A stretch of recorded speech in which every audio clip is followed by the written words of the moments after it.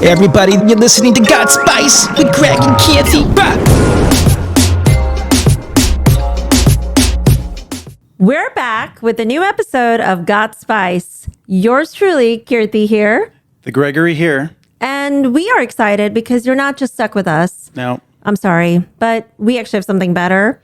We have a longtime friend. Mm-hmm. He has played music with us. Yes, I think I was his client many times. Yeah. And he's been a part of our nonprofit. And he's just like super talented and also very athletic. And we could probably dive into all of that. But more than anything, he has a new book. And we're really, really excited to talk to him about his learnings, the best practices.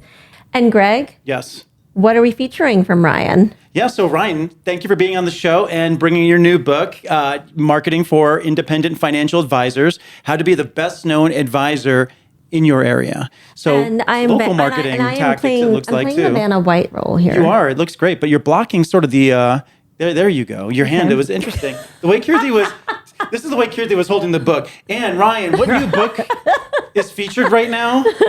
Yeah. At least Ryan's name is showing up. I was struggling with the book title because it's quite long. It's a long name. The company name is also very long, but it's really specific. It's very specific. And that's what the book the talks point about, is. right? If you are a financial advisor in a certain area code where there's 3 houses around you and you want to go after one of those particular houses with someone who has a certain level of income, here is exactly what you need to communicate to them in order to get their business.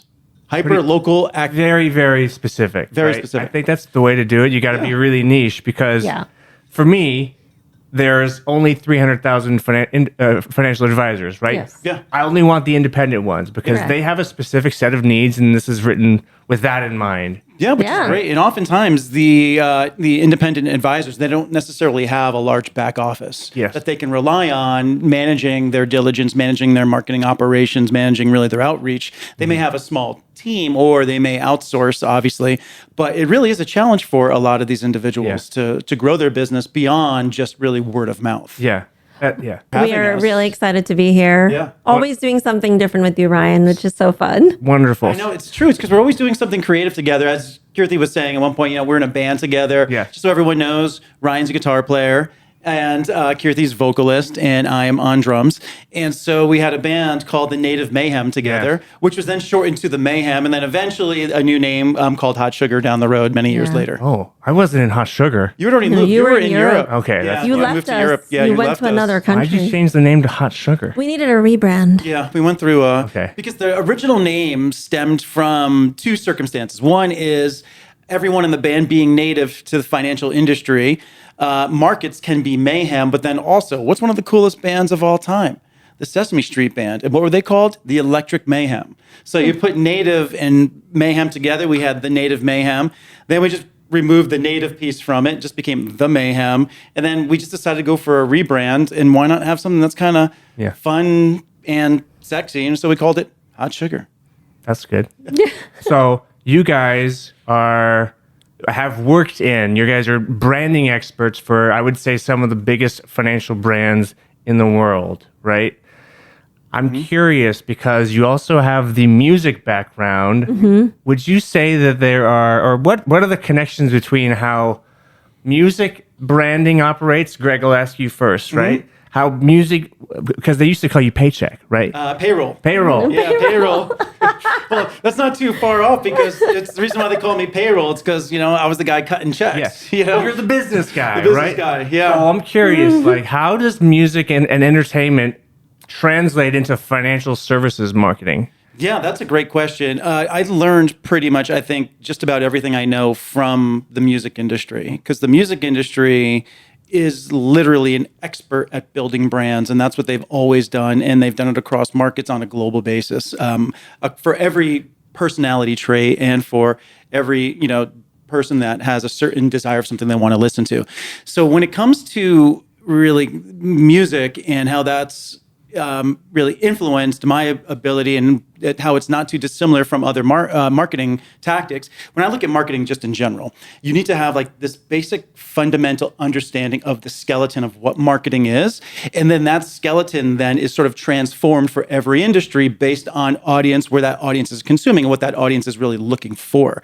What the music industry has always been quite good at is creating stories. Songs are stories. One could look at a song and say, in theory, that is a 3 to 4 minute commercial for the bigger brand. And the bigger brand is selling selling tickets to your tours, merchandise. Then artists started getting involved in writing books, selling other forms of product like alcohol, makeup, all these different lines. So really it starts from what is that marketing message to the audience? And that marketing message truly is the song, which then goes back into what that brand is, which is technically the band or an individual artist.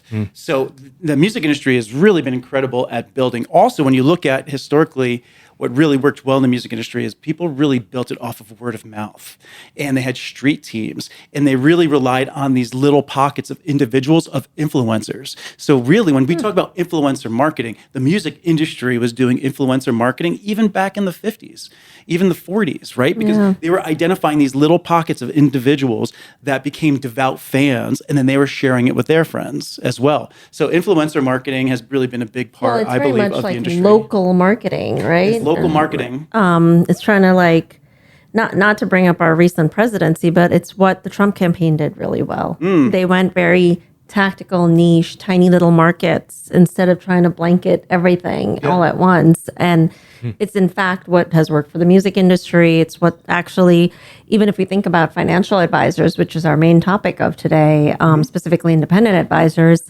like how do you approach building your market share? And is it about the spray and pray, or is it about being narrow and meaningful and thoughtful, like you said? And I do think, as you mentioned, we work at big brands in our career, 27 years in, I will tell you, no matter how big or small a brand is, it does matter how you relate on a emotive level and how you can localize what you're doing. And what that means really is personalizing it too, right?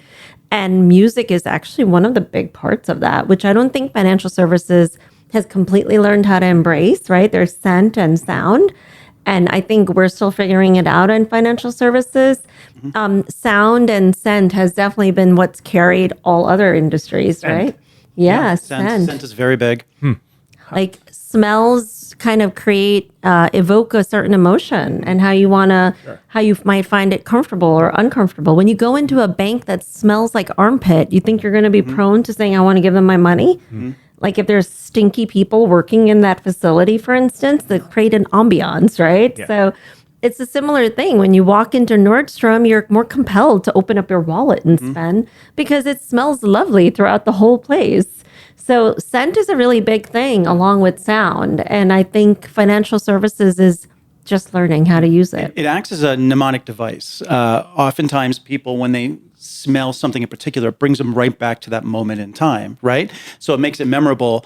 Back when I was in the music industry, a band that I was in, we used to use scent as one of our marketing tactics. So as the band, we had a band look, so we all looked alike.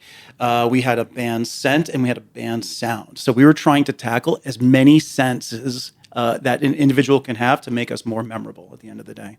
I wonder how a financial advisor can think about that, right? Could it be like they literally send a package to a prospect that smells a certain way, something like that? Yeah. Or they have like a signature cologne? I'm thinking like, how do they use that to their advantage? Think of Legally Blonde, right? When she's asked for her resume, remember she pulls out her resume and like, ooh, this smells good. Yeah. It's memorable. Harvard remembered it. It's instantly memorable. Oh, I see. I mean, that's a little exaggerated, of course, but still a good point. Yes. No, and it's You never know. You're one of your, independent advisors. He could send 5 key targets like sweater weather candles. And it's like, Oh, a candle. yeah. Oh. Yeah.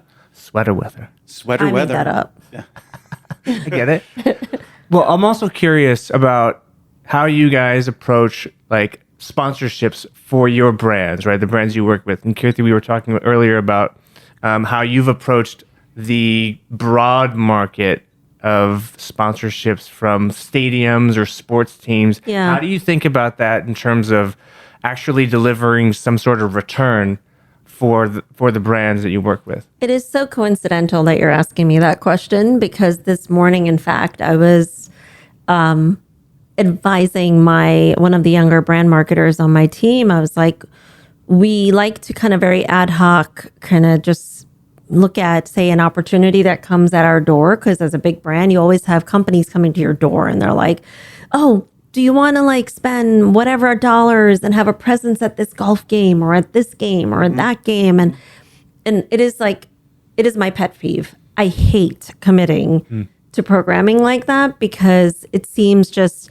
haphazard, too ad hoc, not strategic. And so my perspective on sponsorships has always been, what problem are we trying to solve for? And is the sponsorship, an approach to sponsorships, the right move for us as a company? And the thing is, there's a variety of sponsorships. Like, you don't have to just put a patch on a team and think that's it, because that really isn't just it. It's about what you leverage from applying that branding to the team or the stadium and whatnot. And a lot of times you don't need to go spend the $7 or $10 million putting your name on a stadium, because How much is it? yeah, it's a huge commitment, and it's a minimum of 3 to 5 years usually. So like, not over time, every year you're committed to paying that. And so I think you have to do what's right for the brand at the given time based on your KPIs. Like, what is going to drive the business forward? In some of the companies I was at, they had high awareness, like the cities. When I was at Oppenheimer Funds, we had very high awareness levels. So for us, doing any kind of sports sponsorships in those type of scenarios was, how is this going to deepen client engagement, or like give us an opportunity to invite prospects and get them engaged in what we have to share with them? And that was our ROI, client engagement then, right? It was less so about the larger brand awareness piece. But then there's scenarios like, I've worked in startups, or I'm even in a different type of company now where it doesn't make sense to do those type of things. You need to do something that's actually going to be very targeted, very local, and it's going to bring value in a different variety of ways. But I think on top of that, it's this notion of immersing yourself into the experience that you're trying to build your brand around. And how do you do that? And I think there's so much with biometrics and AR, VR, all these things, right, that present themselves. And gosh, we've done some activations even 10 years ago using those. Yeah, we were using AI and biometric tactics at least 10 years ago before. Remember this? Yeah. Wasn't it like you were asking maybe either senators or somebody that was at an event? Yeah. And you were having them take a test in a booth? Yep. Eh. So Yeah, Kirti created a roadshow. yeah. Talking about going on tour like a concert, she created a roadshow where basically it was like this box that she brought around that was fabricated at Yes, it was a each event. custom fabricated experience. Yeah. I had this desire to prove that there's something called the optimist index. We know that there's the happy meter, there's the pessimism meter, right? Like that come from like Denmark and all these other places. But what I wanted was very specific. Much like the book you wrote, I wanted to prove something very kind of finite, which was what people say is not how they actually feel when you ask them the question directly versus how they respond to the same information in a different format.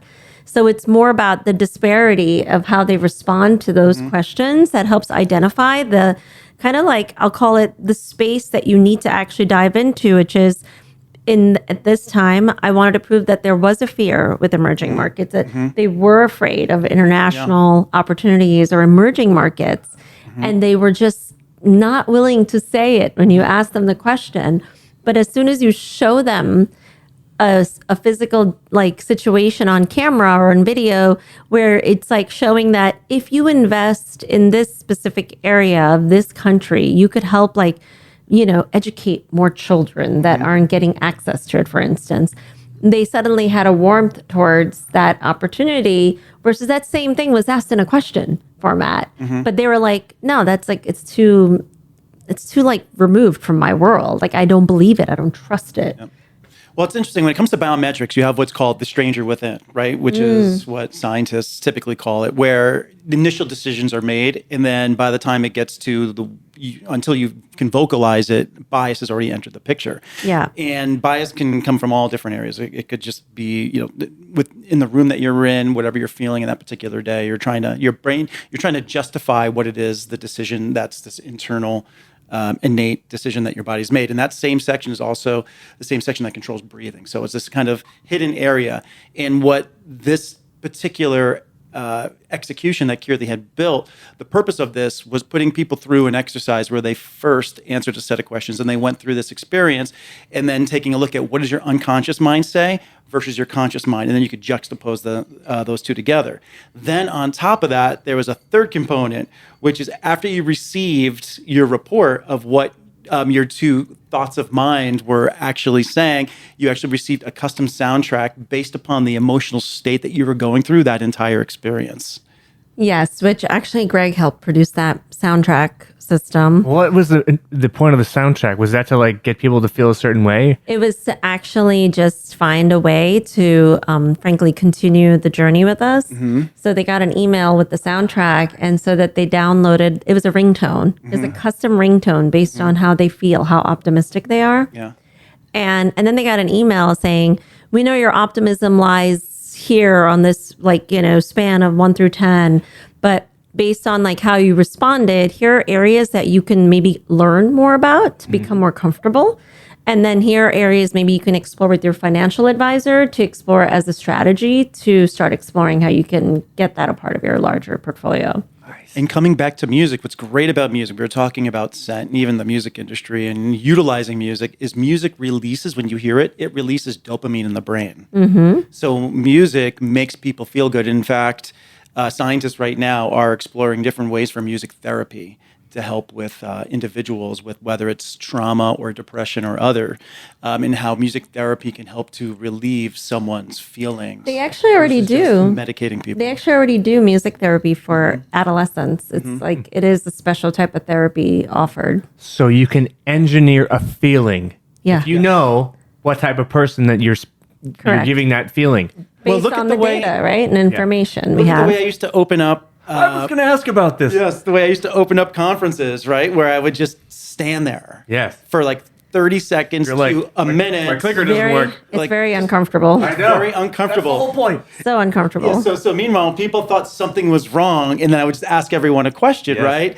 Did anyone feel uncomfortable for like just in general or for me during that moment of silence? And of course, every single hand would literally go up, and I would just announce, I just can change your entire mindset without doing a thing. Just Yeah. imagine if I did put stimuli in front of you, the control over your mind I could have. Yeah. So you can engineer these situations. Yeah. That's so crazy. Yes. So if we tie this back to how independent financial advisors can use these things in how they approach their potential clients, Right. right? I think what you're saying is that you want to figure out what's the end result that you want to have, right? Is that, you want to be able to follow up, you want to deliver information to them, and you can craft an experience. And in this case, it was asking them some questions, tracking their biometrics. And I don't Yes. know how you did that. Maybe Yes. you put like a thing on their finger. There was fingertip. actually a galvanic skin response. It read the retina. So it was reading their eyes while they were watching the screen. So we could see the entire reaction from Yeah. their eyes. Yeah. Whoa. So I'll And tell their you, so the facial way that expression. works is with eyes, you're looking at gaze. So you're looking at where is the person focused and how focused they are in a particular situation. Then you're looking at what's called facial action coding, which is actually looking at muscle movements in the face, because each muscle movement relates back to a innate feeling that you have. Like you have a say cheese smile versus an authentic smile when Yeah. you see your child for the There's first a name time. for that, right? There's what? There's a name for that type of smile. Isn't it called like a...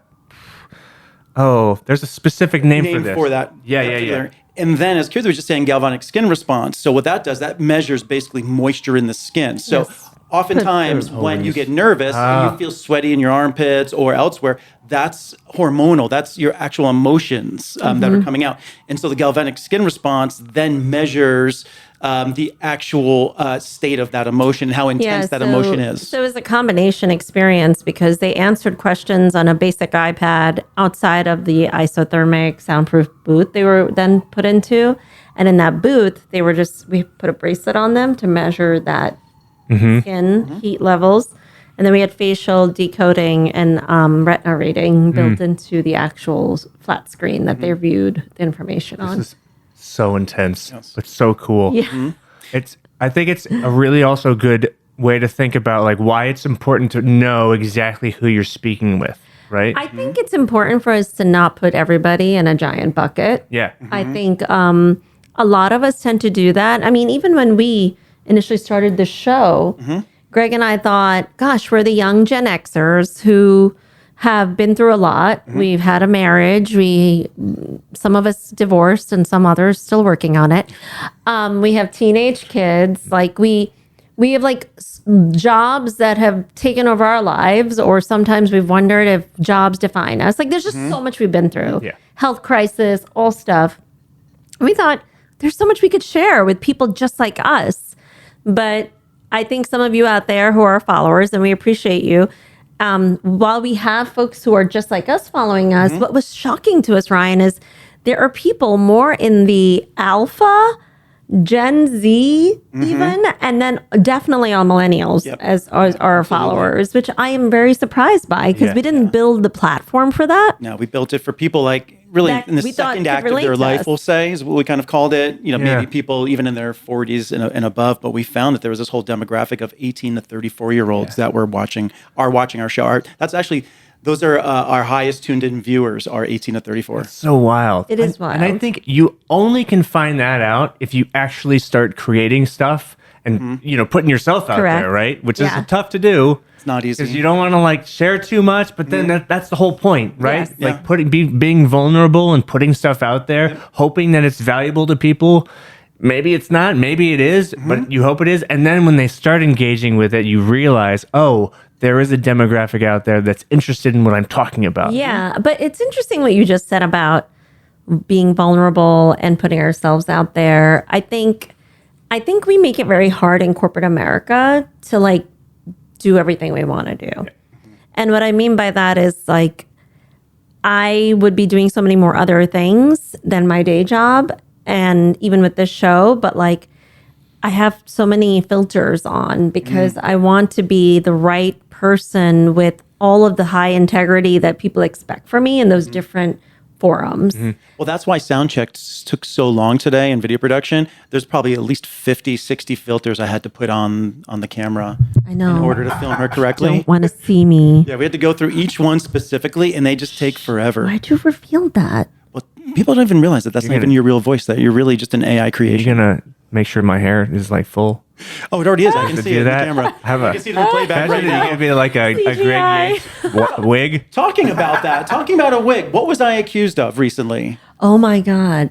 In one of our episodes that we put up like Is it real earlier this year, it was Yes. really kind of funny. He was being like, he was getting all this mean comments on one of our shorts, and they're like, nice toupee, nice wig. And at first Multiple people. It was I like have to coming say, in though, one after honestly, another. I thought it was my hair Yeah. when they were first talking about, because it was one of those episodes, Ryan, I had really blown my hair straight, like which, as froey as it can be really straight when I do a good job with it.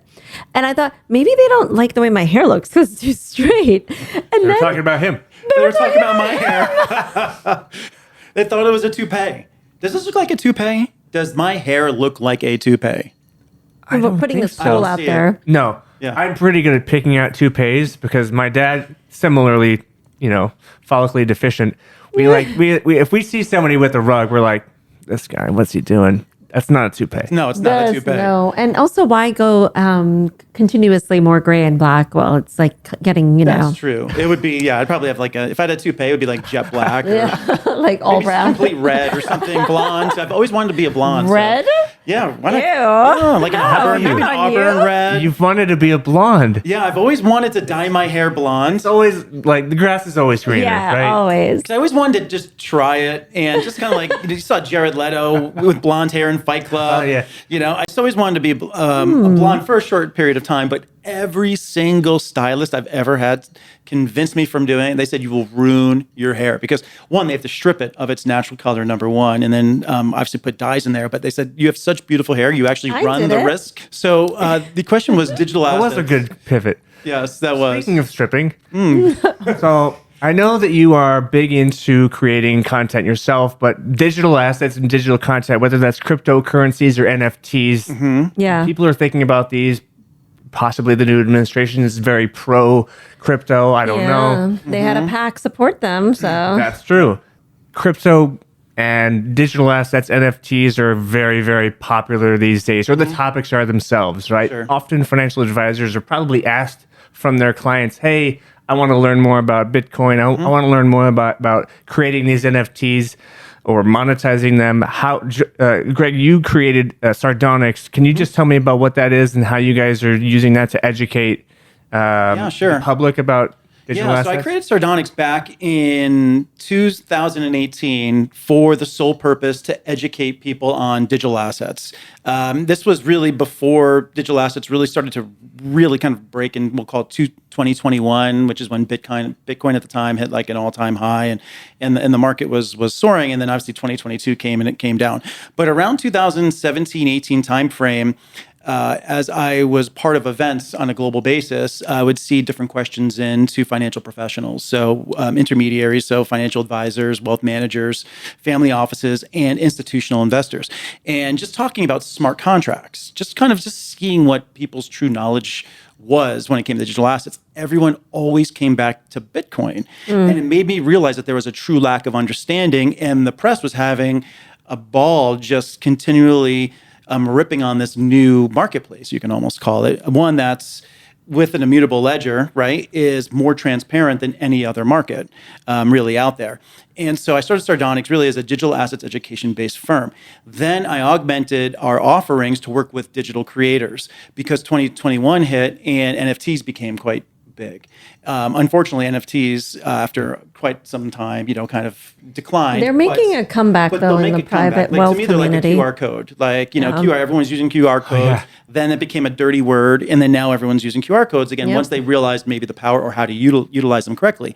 NFTs are the same way. People shouldn't just look at it as just an image that you're buying in a digital capacity. Look at the functionality and how it could be applied. So I started Sardonyx for digital assets education, then started working with creators on how to take their physical artwork, turn it into a digitized format, and then so it could be sold on an NFT basis, and then created a series actually to help support Ukraine at one time, created a series called the King Zelensky series, which were these drawings that 100% of the proceeds we donated to the war in Ukraine. And I just kind of kept that business going, working with different Web3 based platforms, as well as other digital asset based platforms to kind of help from a consulting standpoint, helping with a go-to-market plan, helping to further understand audiences that they were going after, and applying really, again, that traditional sort of marketing skeleton, but to a new industry, to individuals that are consuming content in a different way, but also how do you speak to those individuals and where are those individuals? So taking those basic applications and then applying them to a new generation of individuals and new platforms that you can communicate with. But I think it's really interesting. Everything you talked about, I think is just so critical for the average intelligent investor to understand. I still feel even the last several years, and even in my previous years when I was at BNY Mellon, and before that I was at Russell and all these other places, digital assets have been there a long time. But there has been a discomfort in terms of regulatory standards, as well as protecting the end investor in terms of how to best incorporate them right into a strategy. I think they're making ways and strides now. But much like when we had to get comfortable with alternatives 20 years ago, because alternatives were sort of like the scary, dirty, freaky asset class because it was not your basic, bonds and stocks, right? And alternatives seemed like very daunting. And it took people a learning curve to understand how to allocate alternatives into their portfolio. I do think digital assets are a similar kind of fruit in a way, right? That it requires really understanding the complexity of it. But also I think the industry needs to spend a little bit more time educating RAs and financial advisors on what it is, how to use it, and apply it. I mean, I know from my personal circle of family members who get wealth advice, they have either a wealth manager or RIA taking care of their investment account. They're not allocated to any digital assets. And it surprises me when I see that. And even in my terms, like there was a hesitancy on my advisor to allocate anything years ago when I started investing in crypto, because as you know, right, and I worked in a blockchain company for years, right? So I have a background in this space, and I was like, I'm not saying put all my eggs in that basket, but I think it's good to have a little exposure. And he was hesitant. So he was like, at the time, like, you got to manage that on your own. I'm not getting involved. It's almost like he wanted to wipe his hands clean of it. You think it's because it's risky? It's like a much more risky asset? Yeah, he perceived it as super high risk versus trying to figure out, like, and I'm not saying he's the only one. There's many advisors like this that I've met, that there's a hesitancy and a fear, and ultimately they want to deliver high returns for their clients. And it is one of those things that it's a bit nebulous. Well, the industry, number one, wants to mitigate risk, or you can even just say most financial institutions are risk averse in theory, but then you have hedge funds, which is really about risk because you're sitting there shorting, making bets and shorting the market. But when I look at digital assets, it's volatile, but I believe it's really more volatile than, say, traditional public markets, only because there's less people investing in it. So an individual could sway that market based on what they're selling at that moment in time. Just the way a large institution could also sway a public market, right, by making large investments. And they have been called out in the past for doing that. So to me, it's not what I love about the digital assets world is, as mentioned, the press likes to oftentimes write about the bad actors, but there's bad actors across anything that involves financials. But when you look at the digital assets world and when it was sort of created, it was almost created in a way to start phasing out those individuals. So if you go into certain chat rooms or if you're in kind of Discord communities, you'll see the second that someone comes in that is obviously a bad actor, they are literally ostracized. And then their profile, like they have to kind of rebuild themselves. So I almost feel that really the good is going to eventually bubble up in what digital assets offer versus people really focusing on the negative of what it is. Is there a good place? So say somebody just wants to learn, maybe an advisor wants to field the questions better from their clients, right? What are like authoritative resources that you guys would say, like, this is something good to read? Any idea? Oh, that's really hard. I feel like it's still in its own little community-based niche kind of structure. We actually really got a lot from one of my former classmates from Columbia. He's also a professor on the topic at Columbia. He has an amazing kind of education platform called, does he call it Siphon now? Siphon? Is it Siphon? I think it is Siphon. Siphon, SCIFN. It used to be called Chain House, but he very particularly to educate the savvy investor has created that platform. A lot of financial advisors end up going to his programming because it helps them understand the ins and outs of it. Honestly, also just understanding the basics of blockchain might be a good way for people to get comfortable. There is a very basic book that honestly anyone can read, and it really helps understand, things from like what's a protocol and all these different terms that we hear in blockchain, which is the underlying belly, right, of crypto. It's called Story of a Blockchain. And if you look it up on Amazon, It's a book. It's a book. Okay. It's called The Story of a There's a lot of the Blockchain. basic terms. Nonce? kind of- Is that one of the words? A nonce? Yeah, there's modes, nodes, there's the protocol. There's like so many terms that you're gonna discover. What is a miner? What is mining? Like all of those different type of terms. So it's a great way to just dive in and understand what people are talking about. Yes. So then you can kind of make an analogy to something that you already understand. I would start with the basics because it could seem very daunting. When you look at what's interesting, when you look at just blockchain, just in general, it's really a reward-based platform. So for those that are, say, a miner, you're basically solving equations or problems, and the one that gets it correct is the one that's awarded. It's typically awarded, a Satoshi or an amount of Bitcoin or other currency, but you're rewarded for making the right decisions. And so you have really this consensus of individuals that are really helping to Yeah. to monitor that. So I find the digital asset world to be a much more, in theory, transparent and secure way of investing than just traditional. Well, markets. that's where If like you- the value of the ledger, understanding what it is. But you raised an important point. You talked about bad actors before, and people entering these rooms in Discord and whatnot, right? That's personal brand, right? And thinking about your personal brand, it cannot be hidden in this environment, unlike what they do in the non-digital assets world, where personal brands can be a little protected and hidden because they're not exposed or being completely transparent. I see. So you're saying somebody going into a Discord channel and just engaging with stuff? They could be discovered. Yeah, Discover. Like there's rule. Like, so we'll just use Discord, right? Whenever you enter a Discord server, there's different rules, and if someone starts to break those rules, it's typically someone that can be considered a bad actor. Or you're not even allowed in a room unless you're approved to, Well, you have to be enter approved it. to enter the room, but then people could very easily be kicked out of that particular room, and then that handle that they utilize is then basically ostracized across the community, right? And so I think people really should take the time to learn about digital assets, but I think what challenges people is, how do I invest in them? Like, they may know some of the platforms, but they may not know some of the platforms, and because people are typically used to their E-Trade accounts or something that just trades That's the whole thing, right? on Getting the public access. markets. How do you get access to it? And then the hard part, that most people in it's actually funny, when I was releasing NFTs, we had quite a few people that wanted to buy them, but they had no idea how to buy But they've them. made whole it thing. so complicated, right? Because you have to put money somewhere, then you have to buy the actual right currency. Then you have to have like another place where you're actually picking the NFT art and Well, buying you might it. need, It's, you might it's need a really wallet. hard. Yeah, because depending on, so if you're trading across a platform, those platforms may already have a wallet there.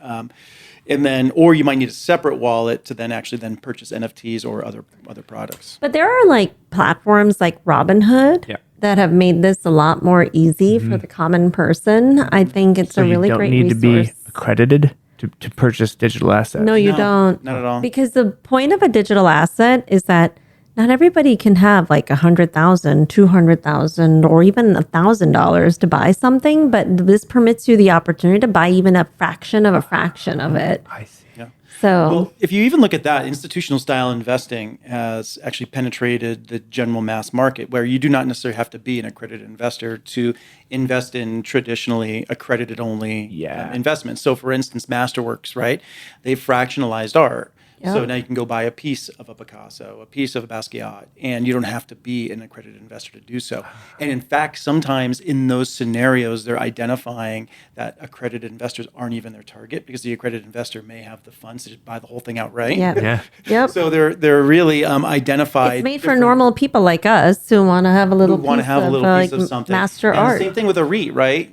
Technically that's fractionalization of real estate. So there's more and more private market-based opportunities that are now becoming available to non-accredited. Listen, we all can't go investors. buy a giant building. Yeah. Maybe you could buy the corner of the corner of the corner. That's the of whole the thing. building. You can buy one brick. So you can buy like a fraction of the Mona Lisa Correct. if it's available, right? Correct. It provides access to a small fraction Very tiny for something. people that might not have the ability to have access in a general capacity. Yes. Correct, but the only challenge there is it's still the jury's still out in terms of how liquid it'll be. Yeah. So if you did buy a fraction of something, how easy is it for you to unload it versus maybe unloading an actual painting at a Sotheby's auction? Yeah.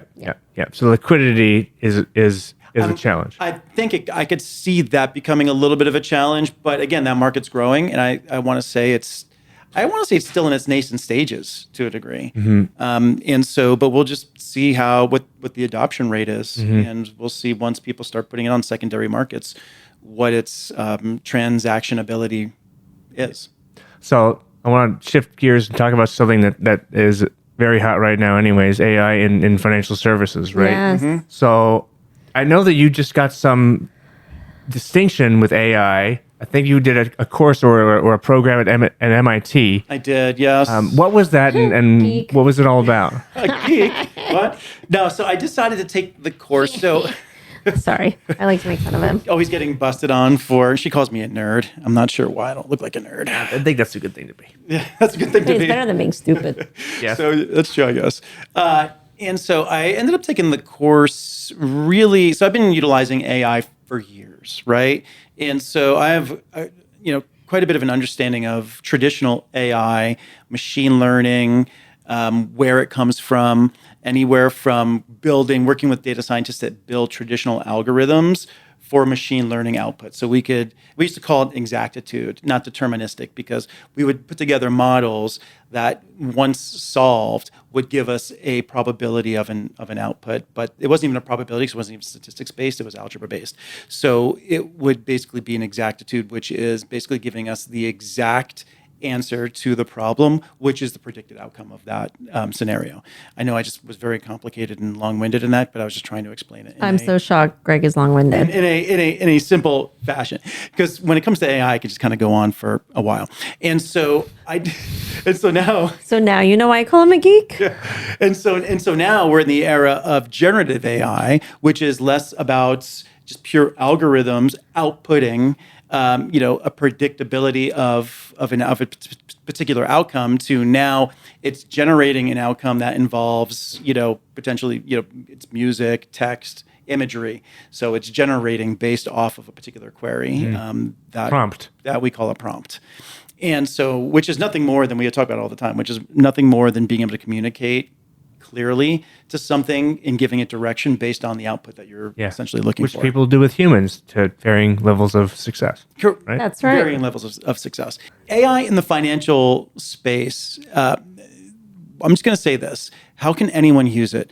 Identify, is it usable in the instance that you're looking to use it? Number one, is there a case for machine learning? Is there a case for AI? Number one. And number two, really, what is your objective? What are you trying to achieve? It all has to back into an objective. And will AI solve that objective for you? And in certain situations, it will. And in many others, it can. And how you approach it is based off of a reverse engineering, which is, hey, this is the outcome I'm looking to generate. If I reverse engineer it, this is the type of AI that I need to apply in order to get me there and help maybe with some of the redundancies or repetitive tasks that I'm currently doing that are time consuming and mundane. Mm-hmm. So it's like the levels of work that are available are just expanded now, right? You could have it, say, correct this sentence for me, right? And that's what Grammarly does, right? Or you could say, like, write a sentence, write a script for me, right? Yeah. You can do that with ChatGPT or... Well, yes. In theory, yes. The output may not necessarily be what you want. Now we're the editors of that thing. Well, I actually think it's a tool that just gets smarter the more you use it. So for me, I had for instance, a personal GPT account that I created about 2 years ago when it was first in beta. And I spent just a couple dollars a month just to train it. And what I did was I uploaded all of the writing kind of short thought leadership pieces that I've written personally. And I said, store all of these in your memory, memorize the tone and the way I write in an approachable fashion, not to sound academic, but to make it plain speak for people to actually understand.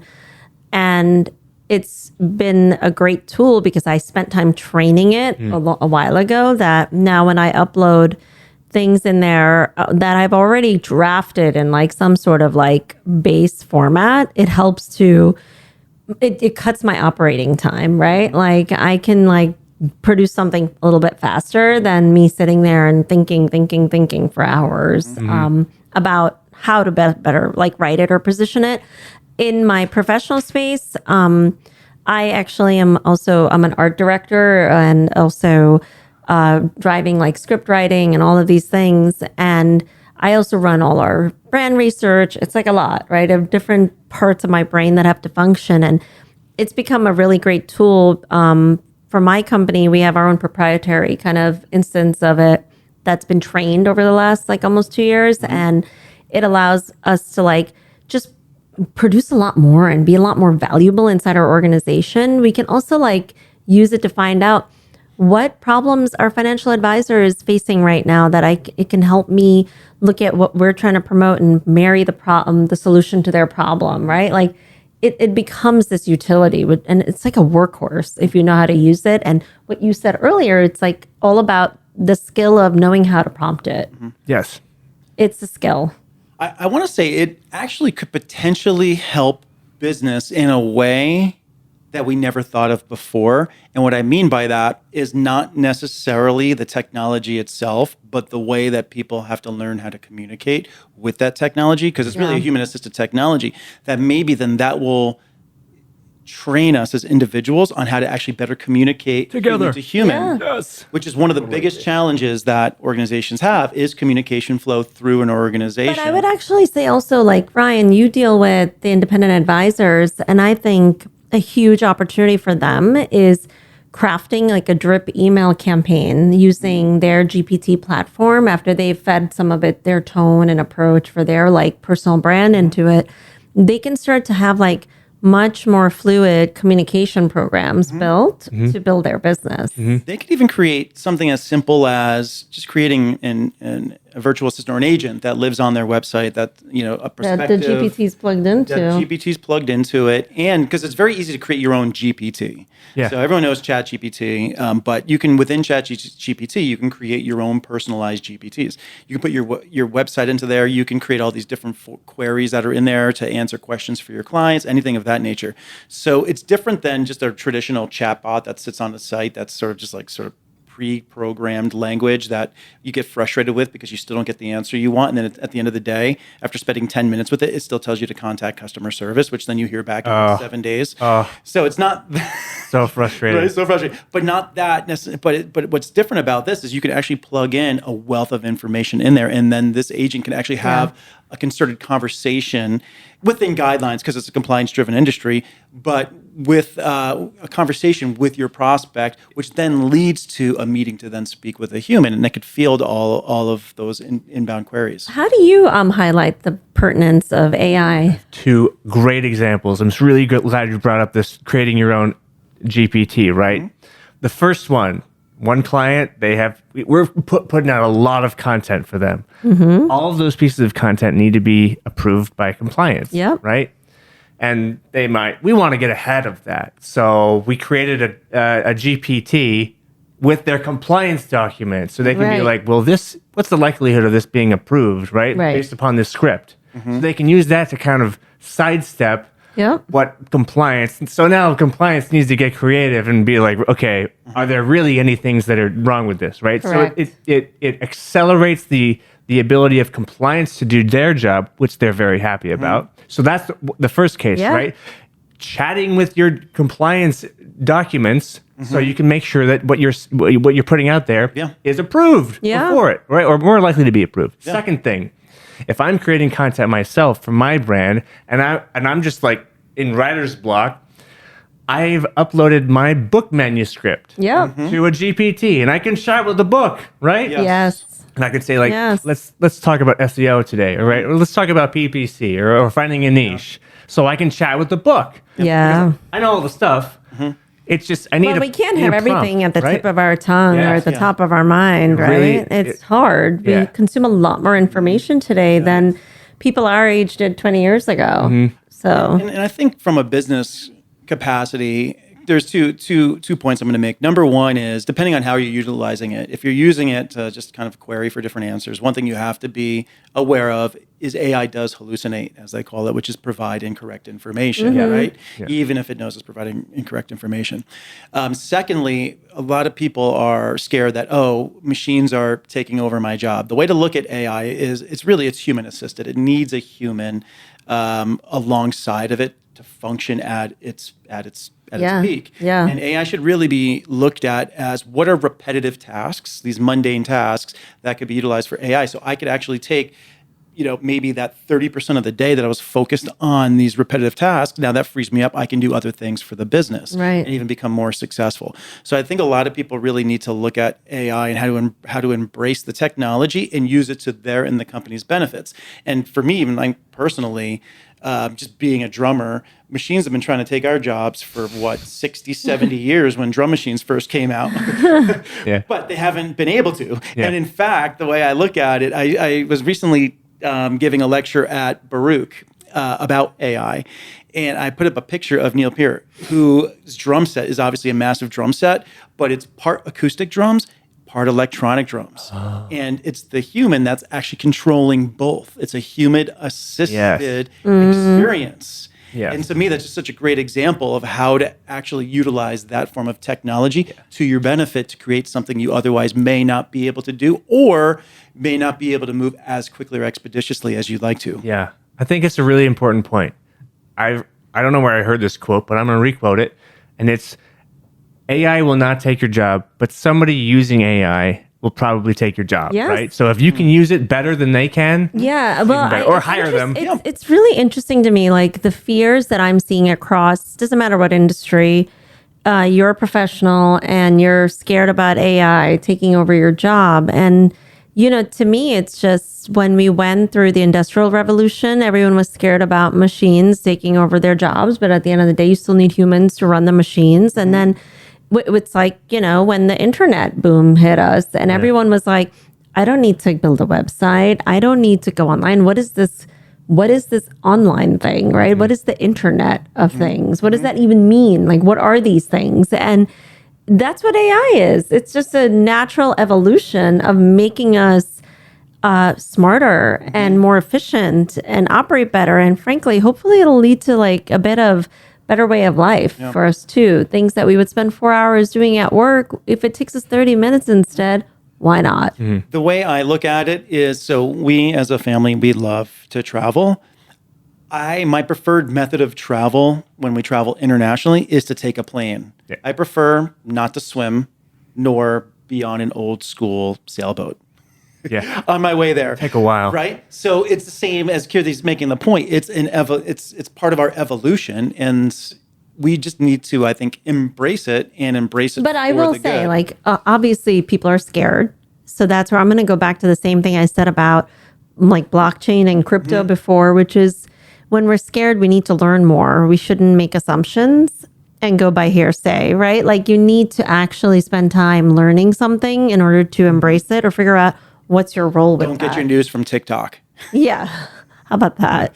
I have a final question for you guys. Yeah. And it's, I think, one you guys both can answer pretty deeply. And it's a question of like, what does brand mean? And Greg, we were talking about this when you were talking about this Billie Eilish concert right, that you guys went to. And we were talking about like the details of an experience. And that maybe, I don't know what, I've been trying to think about like, what does brand mean? So to you, Kirti, you've worked on big brands. You have a pretty intuitive understanding of what branding means. So can you like describe the attributes of a really good brand? So I think there are multiple ways to define what brand means. I think at the essence, though, brand is emotionally connecting with another item, thing, or person. And I say item, thing, or person because a human being like a Billie Eilish, she's a brand and people connect with her and her voice and what she says and how she expresses herself, her poetry. I say a thing because you could be totally attached to your stuffed animal, right? As a child, it's a brand. Yeah. It Or has, your it Stanley evokes Cup. something. Yeah. And then So what's that? Anthropomorphic, right? Yeah. What do they call that? Anthropomorphic. Oh, sure. I get it. Yeah. which And then is there's when the you're- traditional definition of brand, which is the entity, the building, the people, the products. It's I guess the culture too. the culture, right? And so I don't think brand could be defined by the aesthetics and the logo. Those are just elements of defining a brand outwardly facing, but a brand is all facets of people, company, culture, its output and experience. And those kind of all really total up to the evocative thing you feel from a brand, right? Like why you will go waste your disposable income on new Fendi boots. Tell me. Why? Because it makes you feel a specific Because way. it makes you feel a specific way. even though Because they're like $4,000, it makes you feel a certain way. Makes you feel a little bit lighter after you buy them. They have wings. Red Bull. I Yeah. did not buy boots like that. Okay, let's be clear. Bombas, though. Bombas. Bombas. I love my Why'd you Bombas. choose the Bombas? I love Bombas socks. I was introduced to Bombas at actually when I was judging the Effies many years ago, and there was Effie's is what? like the Effie's awards platform Yeah. for like best advertising and stuff. okay. So it's called the Effies. And I was one of the judges, and one of the other judges was he had just started at Bombas. And Oh, he just started. and this is like years ago, and it just like was literally a test thing. And he was like, gosh, they invited me to be a judge here. But like, I'm surrounded by a bunch of brand heads or CMOs. So he handed out a pair of Bombas to each of us. How brilliant is that marketing? And after that, I was like, I'm freaking obsessed with these socks. So yeah, all my socks are Bombas. And he buys me only Bombas every Christmas. Can you make Bombas with your face on them? I don't know. But I love Face. the You know altruistic who does aspect. make product with your face on it? Who? Oreos. I know. Yes. Yeah, you can have custom Oreos. I now. know. That's This is great. It's called Oreo ID. Oh, Yeah. that's exactly it. That's I'll tell you. right. So, talking about a bad brand experience, right? I'm going to tell you about Oreos. So, last year, I ended up getting the custom Oreos for one of our daughters for her birthday. And I recently, because and obviously, once you sign up, then you're part of their email list. I recently, within the last couple months, started trying to unsubscribe from Oreo, and it takes me through this like cumbersome experience where I finally think I'm unsubscribed, but I still get an email every single day. Then I my unsubscribe God. again. I still get an email every single day. So talking about a bad user experience, and from a brand perspective, their brand has lost some cred in my book because I cannot get them out of my inbox. Doesn't no look like they have matter a good CRM system. what it is that It's a very bad CRM it's a bad system. CRM system. I'll speak with my people. Yes, please speak with your people about one that. of these. But back to the Billie Eilish piece. So you had mentioned Billie Eilish because Kirti, you weren't on the phone when Ryan and we were chatting. I had no idea you guys talked about that. The reason why I brought it up is we went to see Billie Eilish's most recent concert here in New York City. And at one point during the show, it was announced that she is, for her staff, they're sustainable, right? They're all about being sustainable. And what she did is she mapped out, she was working with, I don't know if it's Google Maps or one of them. And what she did is map out different routes that her audience could take to get to the arena that are most sustainable, that has vegan options and food. So what she was doing is creating an opportunity for her audience that wanted to see her and wanted to be sustainable on their way to see her. Or if you're vegan or vegetarian, she found places where you could eat on the way to the actual That's so venue nice. itself, which is great. But that comes down to, that's a 360-degree Yeah, brand it's a right there. true It's not full someone client that's experience. a facade brand, right? It's They're going truly way down. they're going into, way like, the down details. into the details and supplying value Yeah. to their audience, which means she knows her audience and she's standing by the stake in the ground Yeah. that she lives by. Yeah. So I'm thinking, like, how can financial advisors kind of mirror that experience? And maybe it's like, oh, your client is flying into town. So you hire an Uber and you have thought leadership pieces in the Uber, and you have like the Uber set to a radio station or like a Spotify playlist that you've curated to put them in a specific mood or something Yeah. like that. And you bring them there and you See, that's like a money can't buy experience. Branded That's water it. bottle. branded water bottles, right? You see billboards with your face on them as you're driving down, right? That's it. These details. Yeah. That's what, and that creates an emotional connection. Correct. Maybe a map with local restaurants that you think that they'll like. But the thing is, the way that it would be best for an advisor to do that is not to just make it generic for every single person that comes in. Understand, is your client someone who just inherited money during the Great Wealth Transfer and maybe they're 18, maybe they're 20? Or is it a 60-year-old client? And then customize that experience based off of the information you have on Yeah, I was that going to prospect say, and or because client. maybe the older client might prefer like a whiskey and a newspaper In to the car. read, right? Yeah, that's it, right? Like Yeah. versus But you can the know younger client. if you only target that type of person, then you can do that at scale, Yes, right? of course. Whatever city they're in, Yes. you can do that at scale because Yeah. you know the things that they like, and then there might be some variations to what Yeah. they're really interested in it. But you can say like, I know that this person likes this, and I can customize that experience.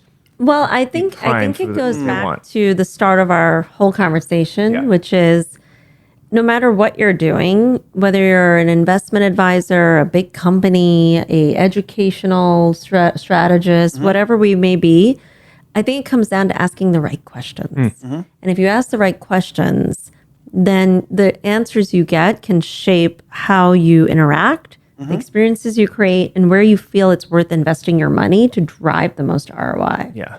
Wow. It's come full circle. This is very good. Well, it's kind of like that show we were watching with Jodie Foster. I forget what show that was. Took place in Alaska. Yes. But the reason why Is that True Detective? Was that True Detective? was it True Detective? It might have been True Detective, the third The season, Alaska maybe. version? I have Yeah, not seen the other seasons, but we happened to see this one season, and she has like a young police officer that she's Yeah. basically training, and she's getting him to help solve this particular case.